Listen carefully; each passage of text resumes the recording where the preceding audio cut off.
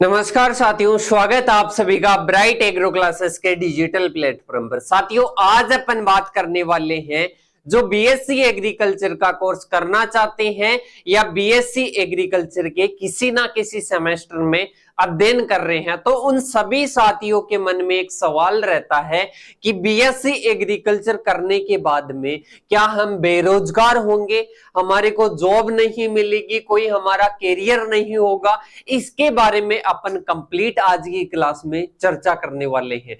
चाहे आप कितने भी बिजी रहते हो, अगर इस वीडियो को यहां तक देखे हो तो एंड तक देखना, काफी इसके बारे में आपको आंसर मिलने वाला है और एक नई रणनीति के साथ में आज से ही आप वर्क करना स्टार्ट कर दोगे। साथियों, क्वेश्चन ये रहता है सभी स्टूडेंट्स के मन में कि बीएससी एग्रीकल्चर का कोर्स हमने कर लिया, अब हम क्या है, बेरोजगार हैं, हमारे को कोई नौकरी नहीं मिल रही है। क्या ये सच है? इसके बारे में अपन क्या करेंगे साथियों, चर्चा करेंगे। बस एंड तक बने रहना और सटीक जवाब अपन जानेंगे और फैक्ट के साथ में जानेंगे। साथियों, सबसे पहले अपन जानते हैं कि ये जो कोर्स है अपना कितने ईयर का होता है? 4 ईयर का होता है। एक स्टूडेंट अगर इस कोर्स को करता है तो कितने साल उसको लगाने पड़ते हैं? 4 साल उसको लगाने पड़ते हैं। 4 वर्ष तक वो लगातार अध्ययन करता है, बीएससी एग्रीकल्चर की डिग्री उसके हाथ में आती है। उसके बाद में उसको क्या रोजगार मिलता है, क्या नहीं मिलता है, इसके बारे में चर्चा करने वाले हैं। क्या स्कोप है, क्या कैरियर है और इस कोर्स के बाद में अपन कैसे कैरियर को बना सकते हैं, इसके बारे में अपन चर्चा करने वाले हैं। इसके पहले एक एग्जांपल को माइंड में एक बार बिठा लेना। साथियों, आप सभी को पता है मार्केट में क्या बिकता है? साबुन बिकता है, सही। अब साबुन की अपन जाने तो लगभग अपन 10 से 15 कंपनीज को अपन जानते होंगे। ज्यादा से ज्यादा मेनली तो अपन 4 से 5 ही जानते हैं, ज्यादा भी माने तो 10 से 15 को जानते हैं। क्या ये 10 से 15 ही है अपने अपने देश में? क्या ये 10 से 15 कंपनीज ही है या 4 से 5 कंपनीज ही है? क्या आप जो जानते हो वही है क्या? नहीं। इसके अलावा अगर बात करें ना तो 10 से 15 हजार तो अपने को नॉर्मली मिल जाएगी और इसके अलावा लाखों में साबुन बिक रहे हैं, चाहे वो किसी पर्टिकुलर एरिया पर हो चाहे पूरे देश में बात कर लो, लाखों कंपनीज बेच रही है, वो चाहे छोटी हो चाहे बड़ी हो। कितनी है? लाखों है। उनमें जो सक्सेस रूप से कार्य कर रही है वो 10 से 15 मान लो या 100 से 150 मान लो, सही है। ऐसे किसी भी फील्ड में आप समझ लो कि बहुत सारे वर्कर होते हैं, बहुत सारे ओनर होते हैं और उनमें सक्सेसफुल रूप से कुछ ही क्या करते हैं, कार्य करते हैं। इसका रीजन क्या है? क्या वो मेहनत नहीं करते हैं? उसके बारे में अपन इस एग्जाम्पल को आप समझ लेना, ये बीएससी एग्रीकल्चर में काफी इंपॉर्टेंट रहने वाला है। इसके बाद में अपन बात करते हैं क्या कैरियर नहीं है। कैरियर की अगर मैं बात करूं, आफ्टर बीएससी एग्रीकल्चर में बात कर लेता हूं एक बार। आफ्टर बीएससी एग्रीकल्चर कुछ स्टूडेंट्स तो क्या करते हैं, अब मास्टर डिग्री के लिए एंट्रेंस एग्जाम देते हैं। क्या देते हैं? एंट्रेंस एग्जाम देते हैं। इसके साथ ही एंट्रेंस एग्जाम की बात करें तो सीयूईटी पीजी जो मेनली है ना, उनकी बात करते हैं। इसके साथ ही अपन बात करें, नेक्स्ट आ जाएगा जेआरएफ का, आईसीआर जेआरएफ का पेपर आ जाएगा। इसके साथ ही अपन बात करें, नेक्स्ट अपना कौन सा आ जाएगा साथियों, एक स्टेट लेवल का एग्जाम होता है, जैसे राजस्थान में प्री पीजी का होता है, ऐसे इस प्रत्येक स्टेट में क्या होता है, एक एग्जाम होता है एमएससी के लिए। इसके साथ में ही अपन बात करें कंपटीशन, किसकी बात करें साथियों, कंपटीशन की बात करें तो कंपटीशन में अपन मेनली बात करें ना बीएससी एग्रीकल्चर के बाद में जो कि रेगुलर ज्यादातर आती है, तो उनके लिए बात करें तो एएफओ एग्रीकल्चर फील्ड ऑफिसर, इसके साथ ही डब्ल्यूओ आती है, सभी यूनिवर्सिटीज में टीए की पोस्ट आती है, सही है। इस प्रकार से अदर पोस्टेज भी आती रहती है जो कि रेगुलर, और रेगुलर अपन बात करें इंडिया लेवल की जो कि कौन सी आती है, अपने नाबार्ड वगैरह में आती रहती है, सही, सीड कॉर्पोरेशन में आती रहती है। तो एएफओ की अपने लगातार वैकेंसी आती रहती है। मतलब ये वैकेंसीज, इसके अलावा इनकी दोगुनी और मान लो जो कि माइनर पोस्टें आती रहती है 1 साल के अंतराल पर, 2 साल के अंतराल पर। अब अपन बात करें कि कंपटीशन में क्या पोस्टें नहीं आ रही है? बिल्कुल आ रही है। इसके साथ ही एंट्रेंस एग्जाम देने के बाद में एमएससी, आप मास्टर डिग्री कर लोगे। मास्टर डिग्री करने के बाद में स्कोप नहीं है? बिल्कुल है। लेक्चरर में मान लो, असिस्टेंट प्रोफेसर में मान लो और साइंटिस्ट के फील्ड में मान लो, वहां पर क्या है, स्कोप है, मतलब स्कोप की कोई कमी नहीं है। अब बात करोगे कि सर हम तो 50,000 स्टूडेंट है और आप 50,000 के 50,000 को ही गवर्नमेंट जॉब लगा दो, इसको मानते हैं हम स्कोप या रोजगार, इसको मानते हैं। तो आप इनने एक चीज देखी, अभी मैंने एग्जाम्पल बताया कि जो साबुन की कंपनियां हैं कितनी हैं, लाखों में हैं या हजारों में मान लो, उनमें अपन पॉपुलर मोस्ट पॉपुलर माने तो 100 से 150 हैं। मतलब वो क्या है, वो स्मार्टनेस के साथ में हार्ड वर्क करती है, वो कुछ अलग करती है, इसलिए वो क्या है साथियों पॉपुलर है और फेमस है। सही, तो इसी प्रकार से मैं बात करना चाहता हूं, आप जो बेरोजगारी की बात करते हो बीएससी एग्रीकल्चर के बाद में, इन 50,000 में से जो स्टूडेंट अच्छे से वर्क करेगा, अच्छे से हार्ड वर्क करेगा, मेहनत करेगा और इसके साथ में ही स्मार्ट तरीके से अपनी स्टडी करेगा ना, 4 साल में अगर मेहनत करेगा ना, तो वो आराम से रोजगार पाएगा। क्योंकि स्टूडेंट्स जो है ना बीएससी एग्रीकल्चर के बाद में खुद को अपना बेरोजगार समझते हैं, वो एक बार खुद को समझना कि 4 साल की जो मेरी डिग्री थी, क्या मैंने ईमानदारी से अपना 100% दिया उसमें, क्या मैंने रेगुलर जैसे 24 घंटे हैं, तो अपने को पता है 24 घंटे जो होते हैं उनमें अपने मम्मी पापा होते हैं, वो क्या करते हैं कोई भी काम करते हैं, जैसे किसी के ड्राइवर है, किसी के किसान है, तो अपन एवरेज भी बात करें तो वो जो उनका कार्य होता है वो 5 से 6 घंटे तो करते हैं। ड्राइविंग मान लो, कोई भी मान लो, ऑफिस वर्क मान लो, कोई भी मान लो, 5 से 6 घंटे तो करते हैं वो खुद का वर्क। अपना वर्क क्या है, स्टडी, तो अपन स्टडी क्या 5 से 6 घंटे किए क्या 4 साल में डेली रेगुलर। तो ये आप एक बार खुद से सवाल पूछना, अगर आपका ये सवाल क्या जाता है, रोंग जाता है कि मैं 5 से 6 घंटे नहीं पढ़ रहा, तो आपके सामने ये चीज आने वाली है। कौन सी चीज आने वाली है, ये बेरोजगारी आने वाली। कौन सी आने वाली है साथियों, बेरोजगारी आने वाली है। तो इस चीज को एक बार माइंड में समझ लेना कि क्या है, जॉब भी है, सब कुछ है, एएफओ वगैरह, डब्ल्यूओ वगैरह, टीए वगैरह, अदर बहुत सारी पोस्टें आपको मिल जाएगी और उनमें क्या है स्कोप भी है। इसके अलावा लेक्चरर वगैरह अपने एंट्रेंस एग्जाम देने के बाद में, पीएचडी एग्जाम देने के बाद में अपन क्या बन सकते हैं, साइंटिस्ट बन सकते हैं। इसके साथ ही अपन बात करें ना, तो अभी जो न्यू कॉलेजेस है राजस्थान में, न्यू कॉलेजेस के पिछले 3 साल में कितनी है, 50 कॉलेजेस हैं, उनमें आपको पता है टीचर्स भी नहीं है। क्या नहीं है, टीचर्स नहीं है, पोस्टेस क्या है, खाली है। गेस्ट फैकल्टी के रूप में भी नहीं आ रही है। क्यों नहीं आ रही है, क्योंकि किसी का नेट क्लियर नहीं है, किसी के एमएससी नहीं है, किसी को पढ़ाना नहीं आता है।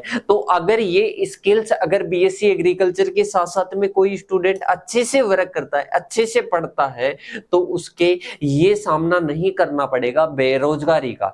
अब कि सर हम बेरोजगार नहीं होना चाहते हैं, इस कंडीशन का कभी भी सामना नहीं करना चाहते, इसके लिए हमारे को क्या क्या करना चाहिए ताकि हमें ये दिन नहीं देखना पड़े जो कि आपने बताया। तो साथियों इसके लिए मैं आपको बता देता हूं, एक तो अपने जो 4 साल का जो अपना प्रोग्राम है बीएससी एग्रीकल्चर का, उसमें आपको रेगुलर चाहे 4 से 5 रखो, 5 से 6 घंटे रहो, रेगुलर आपको क्या करनी है, जो आपका कार्य है, जैसे स्टडी का है तो आपको स्टडी करनी है, प्रैक्टिकल प्रोग्राम वगैरह जो भी है वो आपको क्या करने हैं, रेगुलर। अगर किसी कॉलेज यूनिवर्सिटी में टीचर्स नहीं है, नहीं समझ में आ रहा, अन्य जगह से पढ़ो, आजकल तो ऑनलाइन पर बहुत सारा मटेरियल है।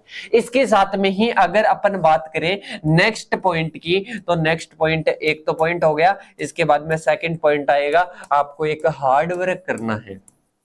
मतलब आप सभी को पता है किसी भी फील्ड में अपन अगर करते हैं ना, सक्सेस पाते हैं, तो उस फील्ड में अपने को क्या करना पड़ता है, संघर्ष करना पड़ता है, हार्ड वर्क करना पड़ता है। ये आपको कठिनाइयां सामने आएगी, कठिनाइयां आपको सामना करना पड़ेगा इन कठिनाइयों का, और रेगुलर अगर करते हो ना, तो ये आपका अपने आप ही क्या हो जाएगा, डिक्रीज हो जाएगा। इसके साथ में अगर थर्ड की बात करें, तो आपको पता है इसके साथ साथ में स्मार्ट वर्क भी आपको करना पड़ेगा। वो कैसे, जैसे एग्जांपल हमारे को बताओ, अब स्टूडेंट क्या पढ़ लेता है, पूरे थ्योरी जो पेपर है उन सभी को पढ़ लेता है, और अच्छे से पढ़ गया और डायरेक्ट जाकर एग्जाम में बैठ जाता है, क्या वो अच्छा कर पाएगा, नहीं कर पाएगा। अगर वो पहले क्वेश्चन प्रैक्टिस वगैरह करता, इसके साथ में ही अपन बात करें तो जो एग्जाम में वो जो कंडीशन थी, वैसी कंडीशन अगर वो समझता कि अब मेरे को क्या देने हैं, मॉक टेस्ट देने हैं, तो मॉक टेस्ट से एक अलग ही क्या बन जाती है, हैबिट बन जाती है, कैसे क्वेश्चन आने वाले हैं, कौन से टॉपिक से आने वाले हैं। स्मार्ट इसको बोलते हैं कि